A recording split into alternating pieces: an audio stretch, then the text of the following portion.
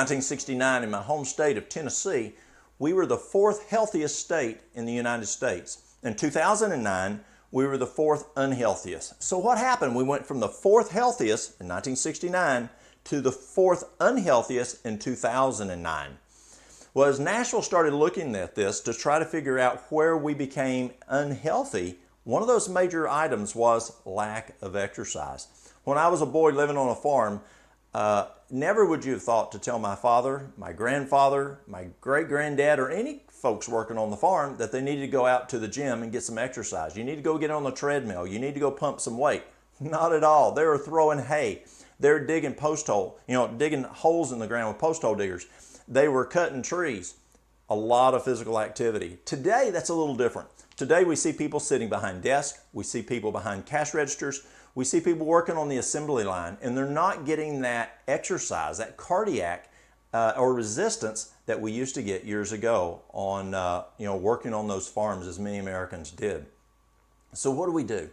So we've got those jobs working in the offices, in the stores, at the factories. We got to do that for work, but how do we get the exercise, the cardio? How do we get the resistance training? That's where exercise comes in.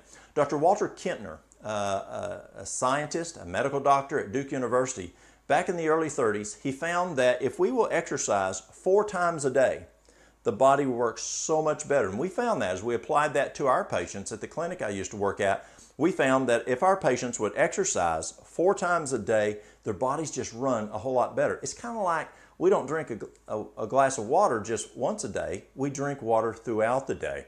So if you can have periods of just short exercise throughout the day, it might be a 20-minute power walk or just stroll after a meal, your body just runs a whole lot better. And why are we talking about this? We're looking at how to prevent disease. Yes, you may have some disease that you want to address, and you can help reverse disease by doing this. But the big issue we're looking at here is how do we prevent disease?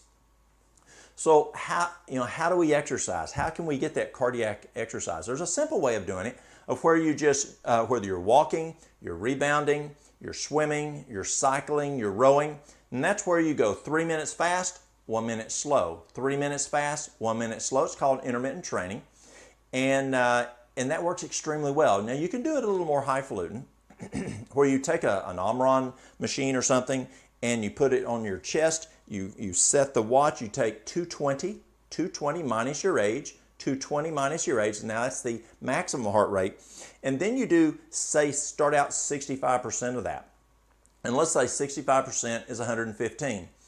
Then you want to get your target rate, which is going to be between 5 beats above that and 5 beats below. That's your working range. 5 beats above, 5 beats below, so that's 120 and 110. So you go out and you walk until you get up to how much? 110, and then 120, and then you go slow until it comes back down to 110.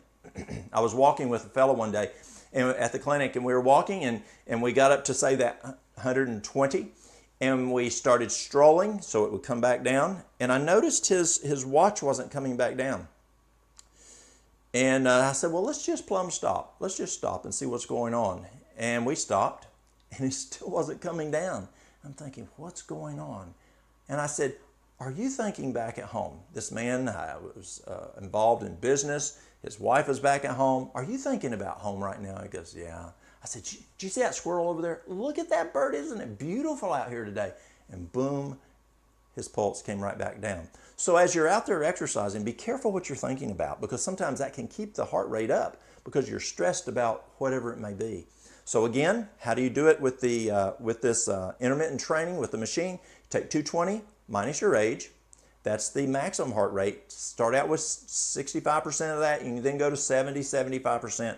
And let's say that target rate is 115. You go 5 beats above, 5 beats below, and you exercise in that range where you go fast until you get to the 120 and slow till you get the 110.